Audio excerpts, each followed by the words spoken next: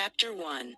He memories materialize slowly, like bubbles surfacing from the darkness of a bottomless well. A veiled woman. Robert Langdon gazed at her across a river whose churning waters ran red with blood.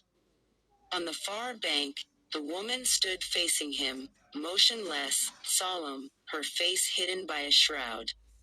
In her hand she gripped a blue tania cloth, which she now raised in honor of the sea of corpses at her feet. The smell of death hung everywhere. "Seek," the woman whispered, "and ye shall find." Langdon heard the words as if she had spoken them inside his head. "Who are you?" he called out, but his voice made no sound. "Time grows short," she whispered. "Seek and find." Langdon took a step toward the river, but he could see the waters were blood-red and too deep to traverse.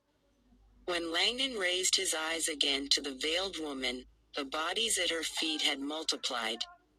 There were hundreds of them now, maybe thousands, some still alive, writhing in agony, dying unthinkable deaths. Consumed by fire, buried in feces, devouring one another. He could hear the mournful cries of human suffering echoing across the water. The woman moved toward him, holding out her slender hands as if beckoning for help. "Who are you?" Langdon again shouted. In response, the woman reached up and slowly lifted the veil from her face. She was strikingly beautiful, and yet older than Langdon had imagined, in her 60s perhaps, stately and strong, like a timeless statue. She had a sternly set jaw, deep soulful eyes, and long, silver-gray hair that cascaded over her shoulders in ringlets. An amulet of lapis lazuli hung. Around her neck a single snake coiled around a staff. Langdon sensed he knew her, trusted her.